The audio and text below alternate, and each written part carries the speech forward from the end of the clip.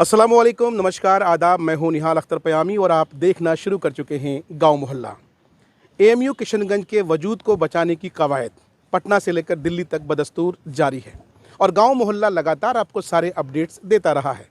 अभी अभी एआईसीसी के जो माइनॉरिटी चेयरमैन है जनाब इमरान प्रतापगढ़ी साहब, उनसे इन गणमान्य लोगों ने मुलाकात की है। हमारे साथ इस वक्त जदयू के प्रदेश उपाध्यक्ष मास्टर मुजाहिद साहब और असलम अली साहब अपना डिजिग्नेशन वो खूब बताएंगे। आसाम के प्रभारी उन्हें बनाया गया है माइनॉरिटी के, और सोशल वर्कर दानिश अनवर साहब हमारे साथ इस वक्त मौजूद हैं। आइए बारी बारी से हम समझने की कोशिश करते हैं कि इमरान प्रतापगढ़ी से इन्हें एएमयू किशनगंज को लेकर क्या आश्वासन दिया गया है। सर, बहुत बहुत शुक्रिया निहाल साहब। अभी हम लोग एआईसीसी हेडक्वार्टर में हैं, जो एआईसीसी माइनॉरिटी सेल के नेशनल प्रेसिडेंट और माननीय राज्यसभा सांसद इमरान प्रतापगढ़ी से भाई असलम अली साहब, दानिश अनवर साहब, इमरान साहब, हम लोगों की अभी लंबी बातचीत हुई। पूरा कागजात उनको उपलब्ध कराया गया जो समस्या हैं जी। और उन्होंने अभी फिर हम लोगों के सामने में जो NMCG national mission for clean Ganga, जहां से निर्माण कार्य पर रोक जो लगा हुआ उसको जो है पाबंदी हटाने के लिए वहाँ से लेटर जारी होना है, तभी फंड मिलेगा। तो उसके जो डायरेक्टर हैं डीपी माथुरिया साहब से उन्होंने अभी अपने पीए से बोला, बात करके टाइम मांगा। धर्मेंद्र प्रधान जी जो हमारे शिक्षा मंत्री हैं, तो मेन है कि जब तक NMCG national mission for clean Ganga NGT में जो डिसीजन आया 18 फरवरी 2019 को, तो उस डिसीजन में ये क्लियर कट कहा गया है जब तक एनएमसीजी से एएमयू सेंटर किशनगंज परमिशन नहीं लेता है तब तक वो एएमयू सेंटर का कोई भी इंफ्रास्ट्रक्चर डेवलप उस ज़मीन पर जो 224 एकड़ ज़मीन बिहार गवर्नमेंट ने दिया है, साथ ही बिहार गवर्नमेंट का एक 44 करोड़ की लागत से बांध बन रहा है, तो उस पर भी रोक लगा हुआ है। उसके लिए बिहार सरकार जल संसाधन विभाग को जो है एनएमसीजी से परमिशन लेना है, लेकिन लगातार बिहार सरकार जल संसाधन विभाग और एएमयू सेंटर किशनगंज द्वारा प्रयास किया जा रहा, पत्राचार किया जा रहा। जो भी उनका ऑब्जेक्शन होता है उनको क्लियर किया जा रहा है, लेकिन अभी तक निर्माण कार्य पर से जो रोक है वो नहीं हटाना, ये दुर्भाग्यपूर्ण है। तो उसी के लिए हम लोग आए थे और माननीय सांसद महोदय इमरान प्रतापगढ़ी साहब ने मामले को पूरी गंभीरता से लिया और उन्होंने कहा कि अभी हम सेशन में इस मामले को पूरे मजबूती के साथ हम जो राज्यसभा में उठाएंगे और माननीय शिक्षा मंत्री से भी बात करेंगे। डीपी माथुरिया जो डायरेक्टर हैं एनएमसीजी, उनसे भी मिल कर के बात करेंगे। चलिए, हम ये दुआ करते हैं कि किशनगंज एएमयू का वजूद बचा रहे, बाकी रहे। आप स्क्रीन में देख रहे हैं हमारे साथ दो ऐसे सीमांचल के किशनगंज के कद्दावर बेटा हैं जिन्होंने एएमयू किशनगंज की जो शुरुआती दौर है, इब्तदाई दौर है, जब से ये जुड़े रहे, बने रहे और अल्हम्दुलिल्लाह जो कुर्बानियाँ दी गई उनमें इनका भी शुमार किया जा सकता है। अभी हमारे साथ जनाब इंजीनियर असलम अली साहब हैं, जिनको अभी अभी जो है एआईसीसी जो आसाम के ये बेसिकली प्रभारी बनाए गए हैं। तो आइए इनसे समझने की कोशिश करते हैं कि जिस तरह से इमरान प्रतापगढ़ी से भी आपने बात की, उनसे जिस तरह से उन्होंने कमिटमेंट किया, क्या लगता है कि या वाकई में जो बात उन्होंने कही है उसको जो है उस पर खड़े उतरेंगे वो? बहुत बहुत शुक्रिया निहाल साहब। सबसे पहले मैं मास्टर मुजाहिद साहब को मुबारकबाद देता हूं और शुक्रिया अदा करता हूं कि उनके अंदर में जो एएमयू किशनगंज को लेकर सीरियसनेस है वो काबिल कबूल है और काबिल तहसीन है। आज मुझे सुबह इनका फ़ोन आया लगभग 8:30 बजे और जब इन्होंने बात की तो पहली बात की कि आप इमरान प्रतापगढ़ी साहब से मेरी मुलाकात कराइए और मैं उनसे मिल करके ये चाहूँगा कि सदन में वो अपनी मजबूती से बात कैसे रखें एएमयू किशनगंज के बारे में। मैंने कहा वेलकम सर। फिर मैं इमरान साहब को फ़ोन किया और उन्होंने हमको वक्त दिया और आज हम लोग मिल के अभी बाहर निकल के आ रहे हैं।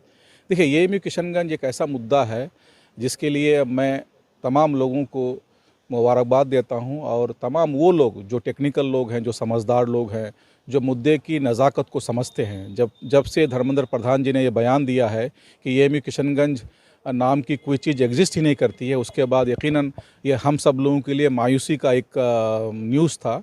लेकिन फिर तमाम लोग एक साथ होकर के हम लोग काम कर रहे हैं और हमें इस बात की खुशी भी है कि आज पूरे बिहार में महागठबंधन, जिसमें जनता दल यूनाइटेड और आरजेडी कांग्रेस मिलकर के हम लोग सरकार भी चला रहे हैं, तो हमें इस लड़ाई में मजबूती मिलेगी क्योंकि आज हम महागठबंधन के बैनर तले हैं। मैं दानिश अनवर साहब जो इस एएमयू किशनगंज के तहरीक के वो फ़र्द है जिन्होंने और हम लोगों ने शुरुआती दौर में जब दिल्ली में कोई मामला हो, पटना में कोई मामला हो या किशनगंज में कोई मामला हो, तो हम लोग उस मुहिम को, उस तहरीक को सब लोग मिल करके चलाने वालों में से दानिश अनवर साहब भी है।